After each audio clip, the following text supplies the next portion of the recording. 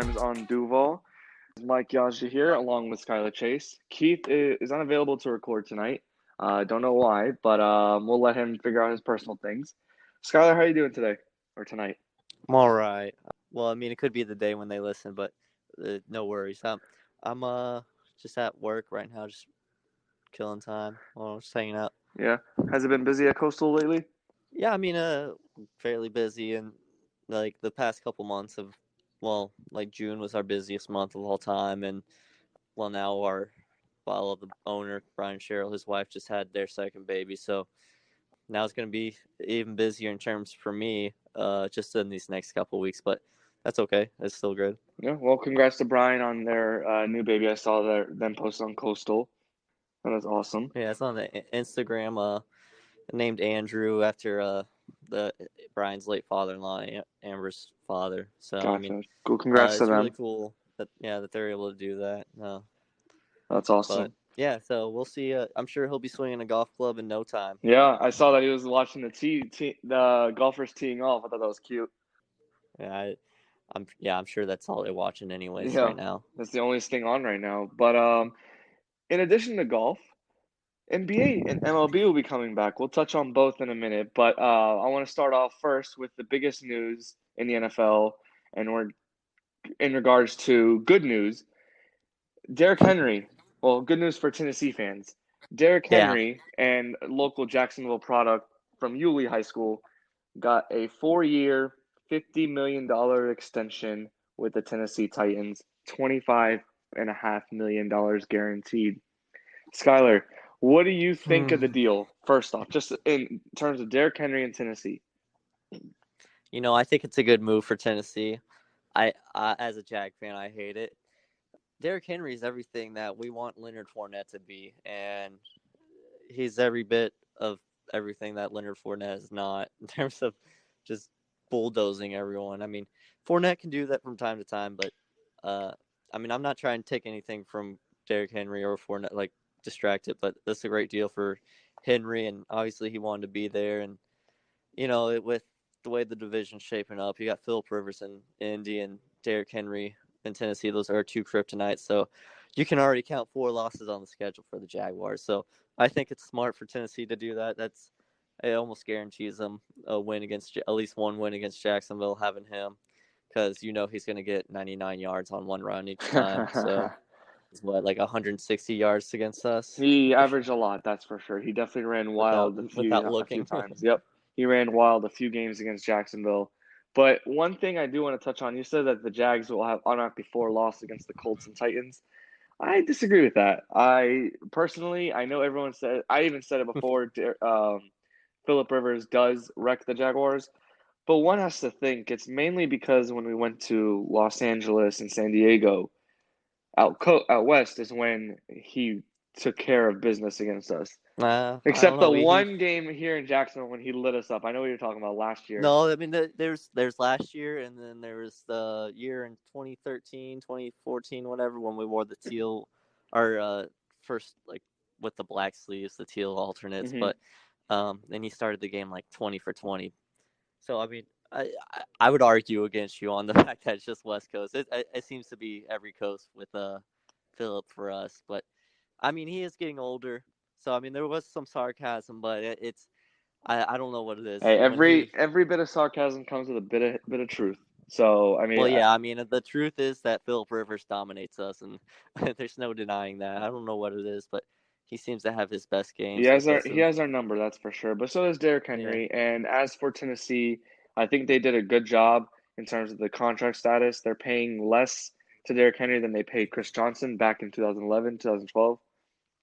I know I pulled up the numbers, but I can't remember what Chris Johnson was getting. But go ahead, Skylar, while I pull up that number. Well, I was just gonna say, where Derrick Henry really pays off is in the playoffs. You saw it last year, just bulldozing everyone, and Tannehill only had to throw for like 130 yards each game.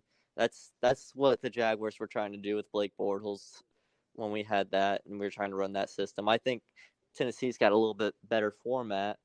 Their defense isn't quite as great. I think they got rid of Jarrell Casey. I'm not sure where he went, but he is a monster on the defensive line too, and I'm thankful he's gone. So, yeah, but still, he's Derrick Henry is gonna run over us and run over everyone, really kill time, and they have a pretty solid defense there as well. Byard's like one of the top defensive backs in the league, and yeah, they got Logan Ryan too, I believe, and then they got receivers that are coming up with AJ Brown. So they got a pretty solid team, and it doesn't make me happy talking about them that much. yeah. No, I mean, he's gonna be a pain in the butt for the Jaguars for the next few years, guaranteed. But I just pulled up the stats on the contract information for Chris Johnson back in 2011. He got paid 4 years, 53.5 million, with 30 guaranteed, compared to Derrick Henry, 4 year, 50 million, 25.5 guaranteed. It's a couple million difference, but here's the kicker. In I thought he was 2020, a running back. touche, touche. In 2020, the salary cap is $198.2 million. In 2011, you want to take a guess what the salary cap was, Skyler? I'm gonna guess it was like 130. Close, $120 million. So Chris Johnson Yeah, that was accounted for pretty much almost half the cap space, which is yeah. pretty insane. I'm sorry, no, 30 million guaranteed, about a fourth of it, but still, that's ridiculous. And that's probably why I've got that mentality of you don't pay running backs. But speaking of running backs, the Jags have their own running back they've got to worry about now with contract status. What do you think this means for Leonard Fournette in terms of contract negotiation coming up? I mean, it means that he's gonna have to have more production. I don't think they're too concerned about it right now. Just in terms of, I think they have their mind made up on where they're gonna go. They have maybe a number. If he reaches it, they'll offer a number to him. But I don't think it really changes much of our situation. Just because we're in a different situation. If it were a situation like 2017 where, we're trying to decide who we need to keep more so, which I mean they decided not to pay anyone instead of, or well, they paid Blake, but that's that's what That bit him in the butt, and it's still biting him in the butt now. But I think I see what you're saying, where you think they've already made up their mind.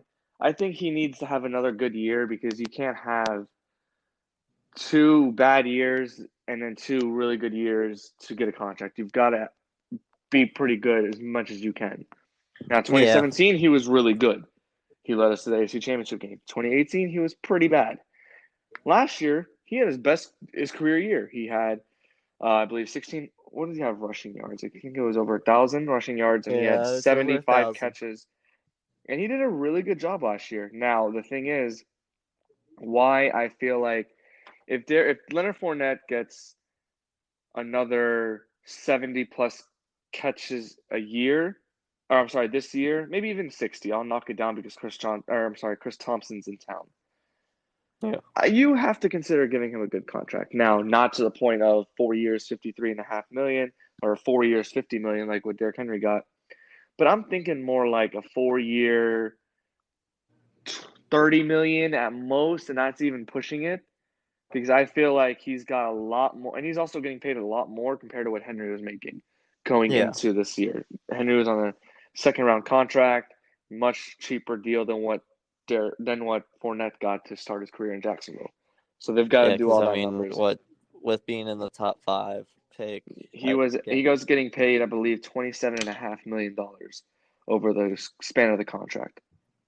So that's what I stand on it. I think that you're gonna get him probably 6 to 7 million a year if you do keep him. But I'm even then I'm a little hesitant on giving $7 million to a running back, especially one that you can easily replace every year, which is what teams are starting to do. Look at San Francisco; they've got 4 running backs, 5 running backs.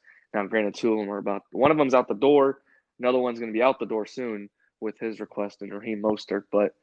The running backs are replaceable in the NFL, in my opinion, and that's why you draft one, you don't pay them the second contract. Yeah, I mean, I think we're starting to see more value towards them, but I think the value is more so having the right type of running back for your system. Like, how you mentioned San Francisco, they got like 4 or 5 running backs. That's because that plays into their system. Mm-hmm. Matt Breida and Telvin Coleman, they're Tevin Coleman. They had Jerick McKinnon before he tore his ACL. They have Matt Breida, Raheem Mostert, Tevin Coleman, like you said. Yeah, those are 4 running backs right there. All were arguably you could have put them as number ones on any other team, but they worked together. Granted, McKinnon tore his ACL and then turned into a 3-headed monster with Breida, Mostert, and Coleman. And yeah, so it's definitely interesting.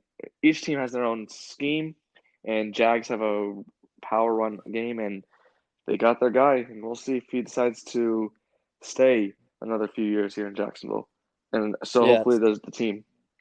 Yeah, see, that's where I think our system's flawed because we don't. I mean, Fournette, he can obviously be that type of physical back, but I mean, he's always doing so like how I don't know his weight when he came in as a rookie, but he lost a lot of weight. Yeah, he's definitely lost some weight since he came in for sure.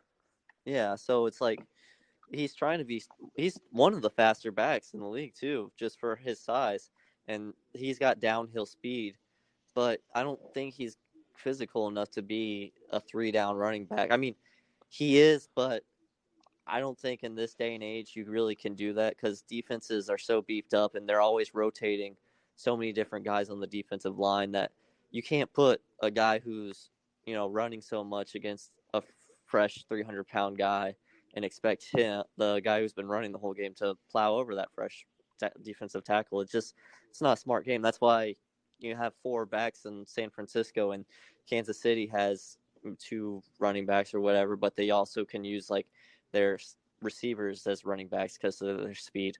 So I think that's where you see is just running away from some of these tired defensive lines and such, and just being elusive. But you're not going to be able to ground and pound until till December and January and such.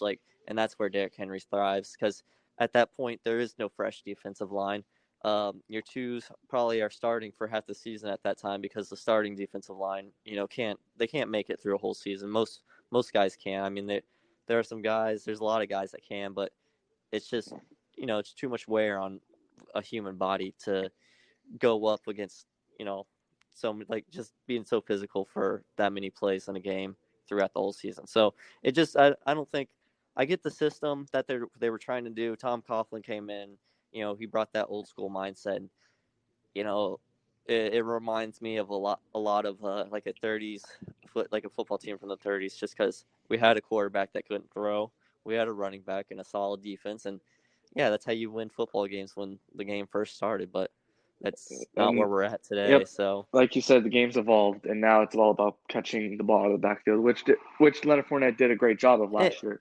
And but it's also a little bit more than that too, in terms of like we've evolved from the running to a passing quarterback that stays in the pocket. But now, if you look at it, RPO is evolved. So running is back to where it's important, but it's the run pass options now. You're right. Yep. Mm-hmm. And it's funny. You could I told my buddy Drew this after New England signed Cam Newton, but people talk about how black quarterbacks aren't able to win, but you could theoretically have 4 division winners that were black QBs, and they're all going to do it because they take advantage of athleticism and running. So, you got Kansas City with Mahomes, you got Houston with Deshaun Watson, New England with Cam, and then Lamar Jackson in Baltimore. And they're all going to run an RPO style system. They're all going to have success doing it. And you're going to see those are likely going to be the division winners because that's where the game's evolving. So, yeah, I mean, it's a faster game now, and the run's still important, but it's not as physical as you want it to be because of the wear and tear. I see. Yeah, I agree. And you mentioned that you're saying the Texans win the division. Is that your pick to win the division this year?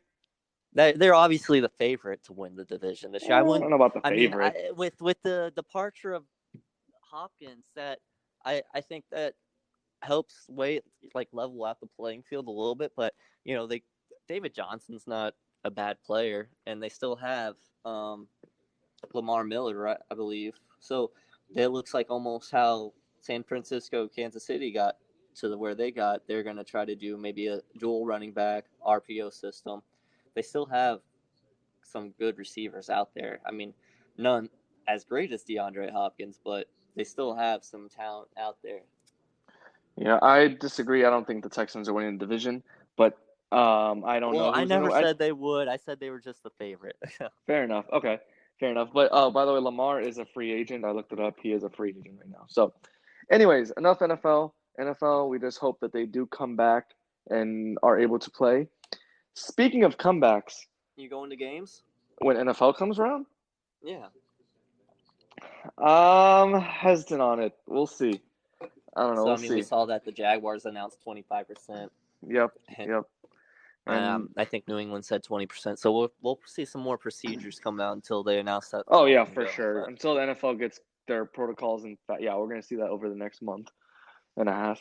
But we know one thing: while the NFL figures out their comeback, even though they never really left, we got the NBA and MLB coming back within and by the end I of the. bet the NBA learned how to come back from the Kardashians. Okay, really? No. That's that Andy Pratt joke. Oh my gosh. Anyways, which one do you want to talk about first, the NBA or the MLB? Well, we'll talk about your favorite first with the Okay. NBA. All And right. I mean, I think that's coming back. Is that coming back soon? Oh, well, no, ML. MLB is gonna be sooner because it's just this week. But yeah, we'll talk Oh, NBA because we'll it's more touch on exciting MLB. right We'll now. touch on MLB first, just because it's closer. So we'll go with MLB. Okay. NBA comes back July 30th, so that's what their expected date is. So we'll go So it's like a with week MLB. after. Yep. So we'll go with MLB. So Skyler, I know the only thing I know about the MLB in terms of their comeback is that they are only playing 60 regular season games. Is Mm-hmm. there anything you were mentioning something to me before we recorded that they're playing intramural? Could you No, go in interleagues. Well, interleague? yeah, they're playing intramural matchups right now. I'll just use the Cubs as an example. They have the Marquee Sports Network. That's what they show their games on. So you can Hmm. actually watch Cubs playing each other on that sports network. It's no different than a scrimmage. But the way the schedule is set up after that, they're playing just their division, and then they have interleague matchups within like. So again, I'll use the Cubs as an example. They're in the NL Central, and they'll have interleague matchups with the AL Central. So AL West will play NL West, NL East will play the AL East, and also play within themselves. So, yeah, so you're right. They'll play intramural. They're playing intramural right now. It's funny because they even got like some of the like team equipment managers out on the field just to fill spots. But other than that, they'll start playing some real baseball here soon, I guess. Okay, cool. So just to confirm, just to make sure, like for people not as big of baseball fans, because I can tell you right now, this is the time I'm gonna start watching baseball. One, because there's no sports on right now. Granted, when NBA comes around, I'll be focused on NBA more, but I'll still watch MLB because it's still sports. Mm-hmm. So just to make sure I'm getting it right, right now, over the next week and a half, 2 weeks, they're playing intramural, so they're playing against each other. Yes. And then within the next after that, they start playing against their division teams only, and then they'll play interleague matchups. But as long as they're in the same, for example, state or region, not like you're Yeah, not going to see. more so region. Gotcha. So Yeah, you're not going to so see the Dodgers play the Red Sox. You're not going to see that. no, not Gotcha. until the series if that Gotcha. happens. Speaking of But playoffs, yeah, do you know if the playoffs. playoffs are going to be impacted, or are they going to still play in October and November? Or I'm sorry, in September and October.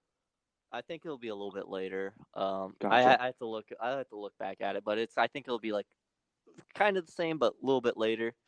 Um, the only one like what's interesting about like I know this is a little off topic, but like golf's on currently right now, and Hmm. the Masters is typically played like a month ago or so. I can't remember. I don't even know Mother's what. Day, isn't it around Mother's Day?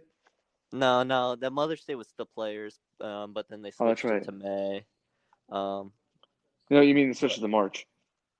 yeah, correct. So, I think, yeah. So the Masters is in April, but typically Oh, now that's right. it's Masters are on Easter weekend usually. yeah, now it's in October. So it'd be interesting to see that course with the foliage and such. But back to baseball, yeah, like it's the regional stuff. And I don't think I'm not. I'd have to look at the if it got pushed back or not. Obviously, 60 games is not usual. So I think they were trying to keep it around the same time period just for that by doing that. Um, and then yeah, with the region stuff, like they'll play like there's actually the first game is an interleague matchup. It's the Washington Nationals versus the New York Yankees. And the Nationals will be doing their ring ceremony. I'm sure Keith will be super excited to watch that. Of course. It's been the longest off season for any World Series team except for like when like the league got canceled during the World, I'm sure, like World War II or sure. Yeah. But yeah, so it'll be good to see that match and then all the matches following.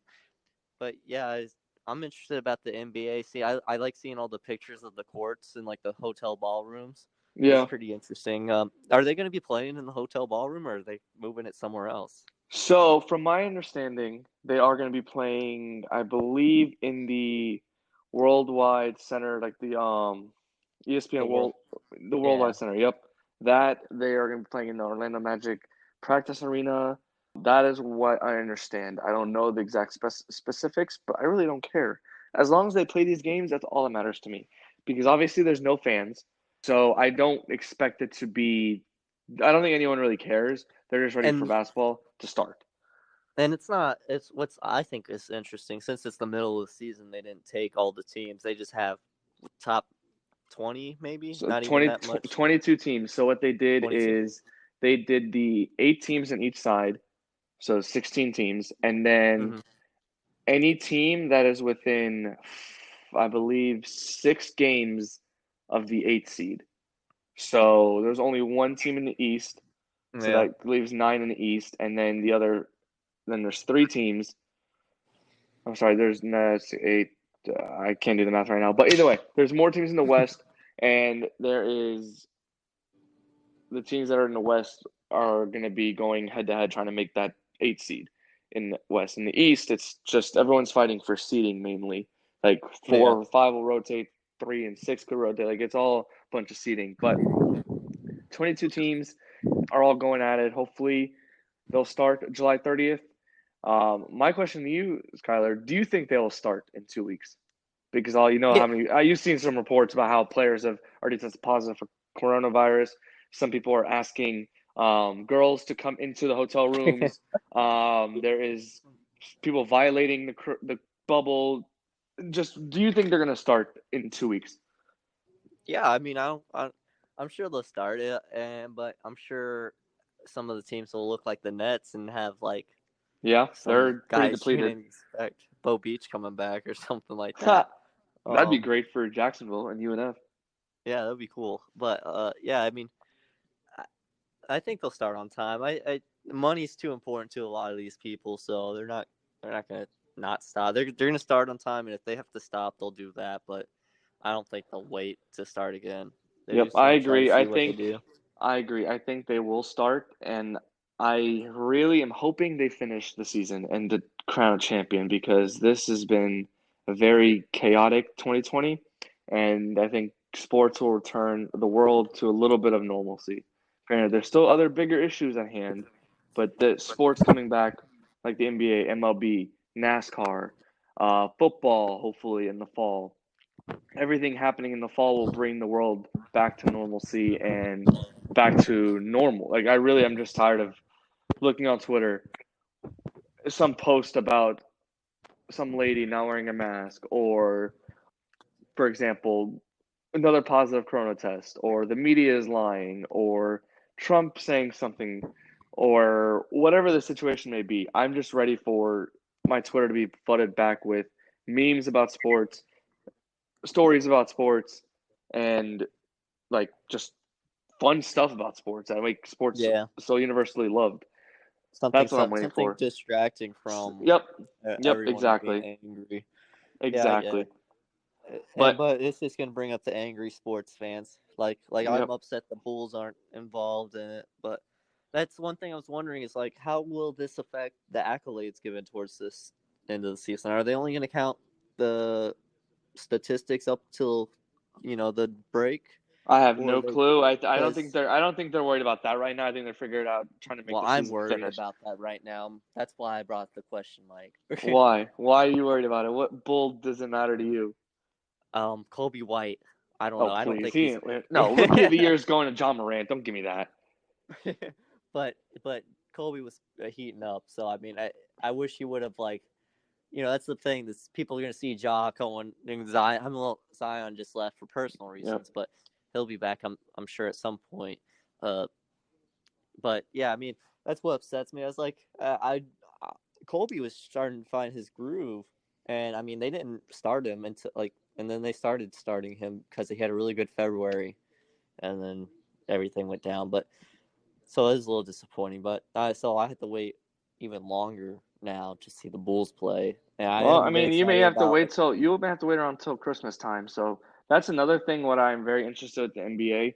Although everyone's focusing on this season, trying to finish this season, they're still worried about the next season on how that's going to impact for example, the NBA draft, NBA lottery, NBA free agency, NBA start of the season. Like, there's so much that still needs to be figured out by the NBA and the NBPA, the Players Association. So that's still to be determined. But right now, I guess their main focus is getting the season underway, which is what I think everyone wants to see.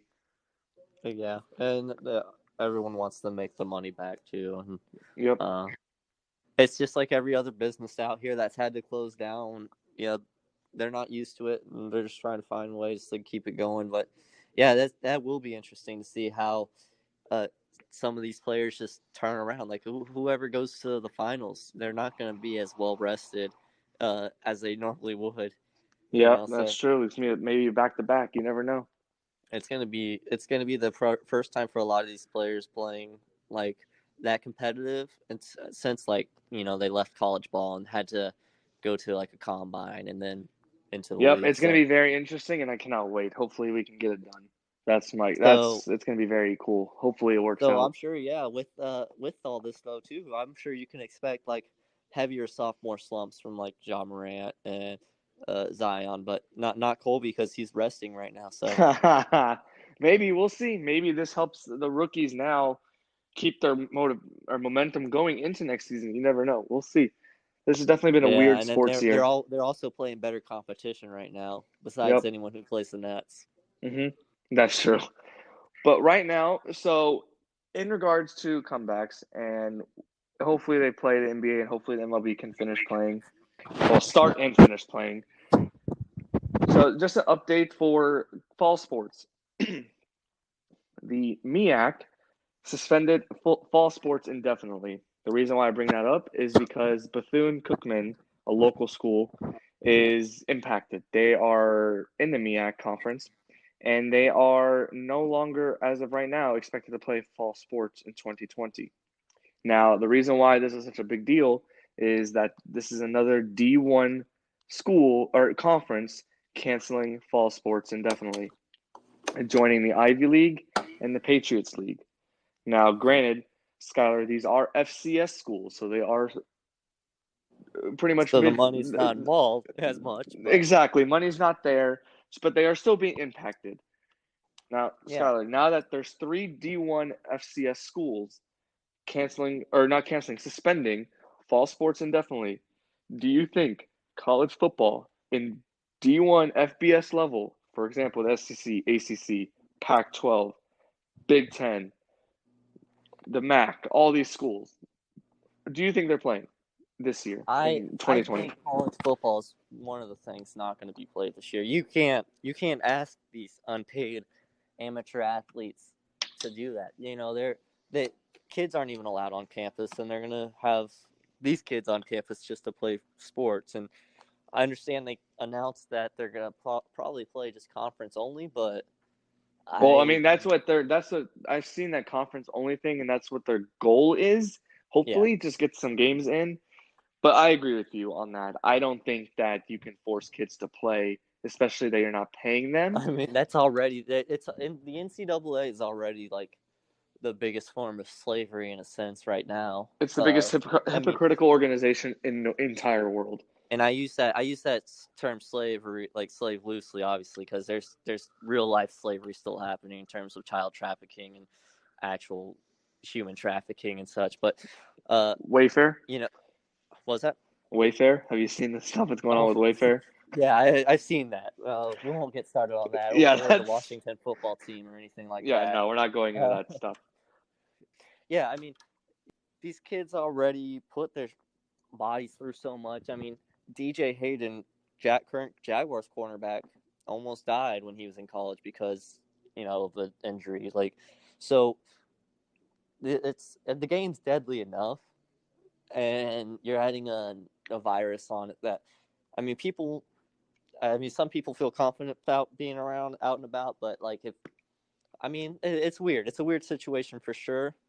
If you say to the players, hey, you have a choice here, and they want to make the choice to play, then I don't see anything too wrong with that. Like, if you might miss some stars here and there, but I don't really foresee any student really choosing that option unless if if you sit out, that could obviously ruin drop your draft stock. But so I mean, it's really weird because these are big life decisions for these kids too, and the NCAA is only wanting to do it, obviously, like we mentioned, to make money and such.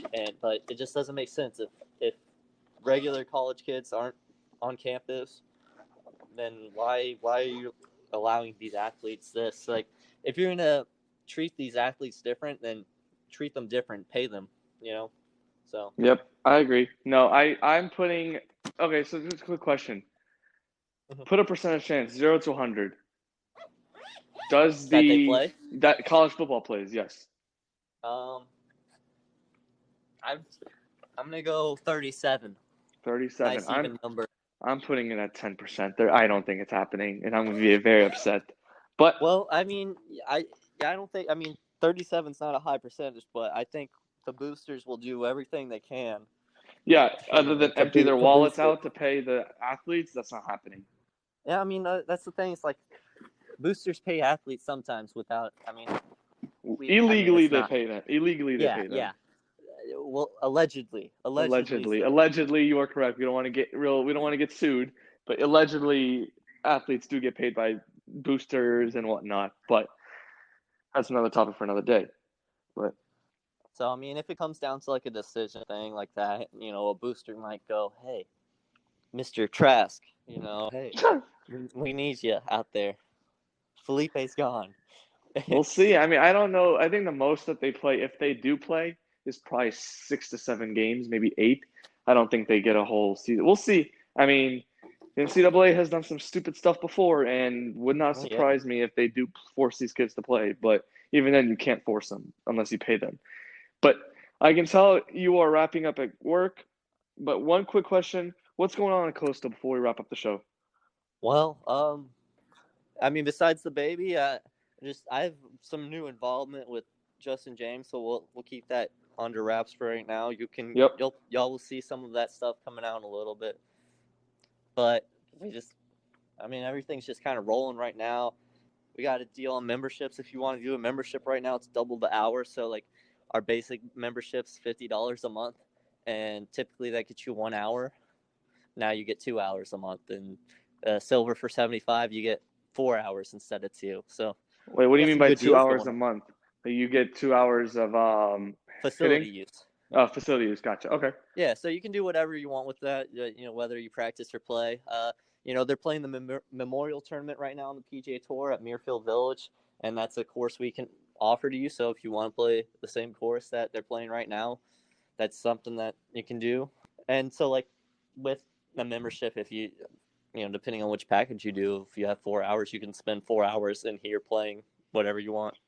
Yeah, I mean, I'm gonna attest to that. Playing me, Keith, and Kevin, and Katie, because she was bored and she wanted to come along. We all went to me, Skyler, Keith, and Kevin all hit some golf balls at Coastal. It was a pretty cool experience, and we had a good time. That was Mike's first experience there, and that was my first experience. Yeah, okay, I was awful. I had plus 24. Well, Mike, in your defense, for someone who just started, you're actually pretty good. So I mean, don't get too disgruntled or discredit or whatever the word would be. Discouraged? Yeah, but that one too. That you could throw that in there. All of those words combined. But no, yeah, I'm not gonna lie. Like, I've played a few rounds of golf, and then obviously at Coastal, golf is the hardest sport to take up and learn. It is not easy. I don't know about that. Like, okay. I mean, I would struggle so bad at water polo. It's not like it would be insane, but we'll have to argue about the hardest sport probably later on. Yeah, we can do that. That'd be a fun debate. But speaking of debate, everyone knows about Skyler and I's debate about the best quarterback in Jags history. We are still working on that. We are going to get that out soon to everyone. We just wanted to get something out to you guys, our listeners, our followers, about what's going on in sports. Huh? Give them some distractions since sports aren't on. Maybe they'll like to listen to our voices in their ear. Exactly. And I know some people some people have asked me, where's the podcast, blah, blah, blah. I said, look, we're working on it. Things have gotten a little busy for us.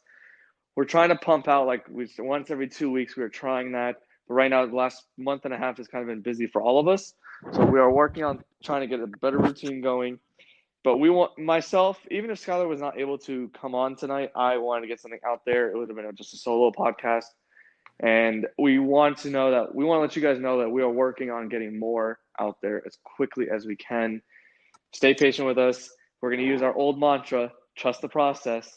But do you have anything else, Skyler? Yeah, like Mike said, just keep trusting the process, and hopefully we'll get some more content out for you, even though this dimes on Duval. That's our old mantra, but it still stands the same. So keep trusting us, and we'll bring the dimes.